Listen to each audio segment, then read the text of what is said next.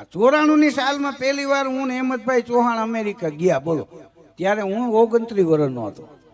હા, પહેલી સફર અમેરિકાની કરી. ત્યાં મને પત્રકારોએ પૂછ્યું, દ્વિભાષી રાખ્યા હતા. હું ગુજરાતી બોલું એનું ઇંગ્લિશ કરીને ઓલાને કે ઓલું ઇંગ્લિશ બોલે એનું મને ગુજરાતીમાં કહે. મને કે ભાષા વિશે તમારે શું કહેવું છે? મેં કીધું ગુજરાતના માણસો એવું માને કે ગુજરાતની ભાષા, ગુજરાતી ભાષા ગુજરાત પૂરતી સીમિત છે એવું બધા માને છે, પણ મને એવું નથી. મને કે કેમ? મેં કીધું મારે મન વિશ્વની કોઈ શ્રેષ્ઠ ભાષા હોય તો એ અમારી ગુજરાતી ભાષા છે. મને કે કેમ? મેં કીધું ગમે એ ઇંગ્લિશમાં બોલતા હોય, હા તમારું નામ ધીરુભાઈ એ તો ગુજરાતીમાં જ બોલવું પડે, દેરડી એ તો ગુજરાતીમાં જ બોલવું પડે. ગુજરાતીને આપણી ગુજરાતીના ટેકે જ બીજી ભાષા એ ઊભી. લાફ્ટર ચેનલમાંથી મને ફોન આવ્યો હતો. મને કે આપ इधर आइए, हिंदी में बोलिए, बढ़िया आपका प्रचार होगा. मैं कीधु मेरे को एमा ताणी पड़ेगी. ओ मैंने के ताणी कितना ताणी? मैं कीधु टूकी निहेणी होय ने गाय बाय करती होय ने करे पुगाई ने ताणी पड़े ने એટલી મને હિન્દીમાં પડે. હા, એટલે મેં કીધું આ મારી માતૃભાષા છે એ એના ઉપર મારી પકડ છે. હા, મોદી સાહેબને વિઝા નહોતા આપતા તેથી હું અમેરિકા 2 વાર ગયો. હા, હવે સાહેબ જાય છે મેં બંધ કર્યું.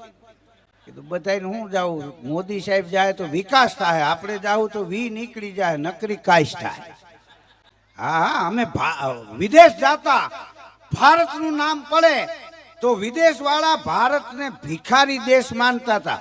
આ વાંચેલી વાત નથી કરતો, સાંભળેલી વાત નથી કરતો, મારી આંખે જોયો અહેવાલ તમારી સામે રજૂ કરું છું. ભારતનું નામ પડે વિદેશ વાળા ભિખારી દેશ માનતા હતા ભારતને, પણ આપણા ગુજરાતના પનોતા પુત્ર નરેન્દ્રભાઈ મોદી વડાપ્રધાન બન્યા ને આજ વિશ્વના દેશો ભારતના વખાણ કરતા થઈ ગયા. આ જેવી તેવી વાત નથી. 3 વર્ષ જવા દો, ભારત વિશ્વની મહાસત્તાનો દેશ છે.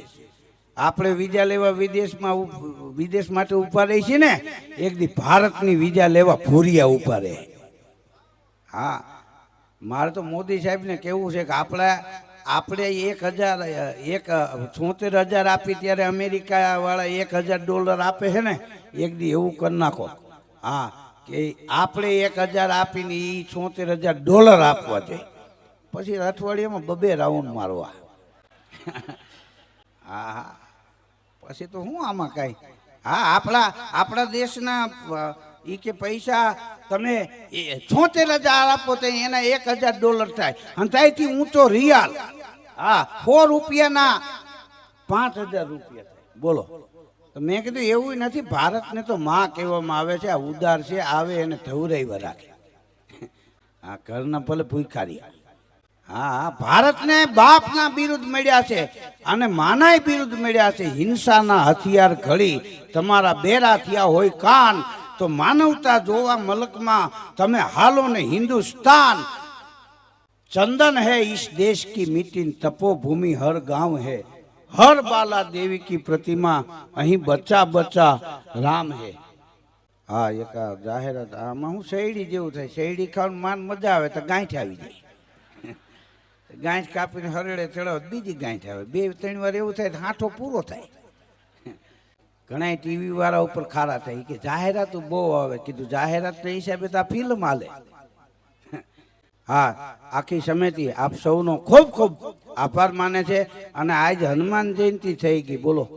હા, નલ નીલ અંગદ સુગ્રીવ વિભીષણ વિયા ગયા, હજી લગ હનુમાન ઈ તો કાયમ બેઠો કાગડા. રામને ઋણી રાખ્યા જગતમાં એક જન્મો, અંજનીનો જાયો જેને રામને ઋણી રાખ્યા. આ ઘણા ગામ એવા હોય કે રામ મંદિર ન હોય, શિવ મંદિર ન હોય, પણ એક મહાનગરથી માંડીને ગીરના નેહડા સુધી હનુમાનજી ન હોય એવું કોઈ દી ન બને. એટલે હનુમાન જયંતિની પણ આપ સૌને ખૂબ ખૂબ શુભકામનાઓ.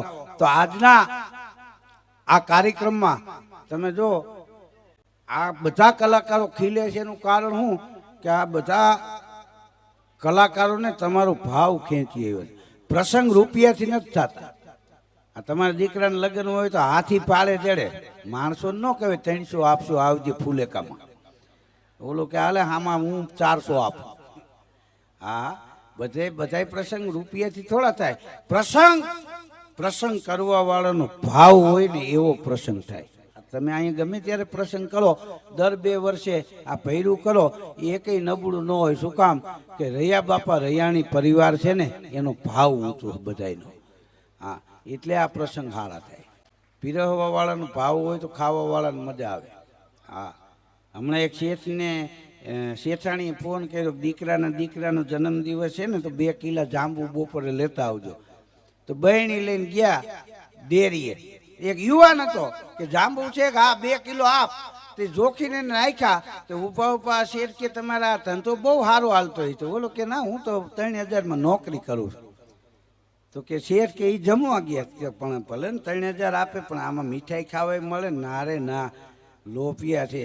આ જાંબુ ડબ્બામાં ગણીને નાખ્યા હોય તો ખાવા ન મળે ને. તો બોલો કે એમ તો અમે શેઠ થોડા ઓછા ઉતરી વહી જાય, પછી ચૂહીને પાછા ડબ્બામાં નાખી દઈ. શેઠને જાંબુ મગજમાંથી ઉતારી નાખ્યા. બોલો.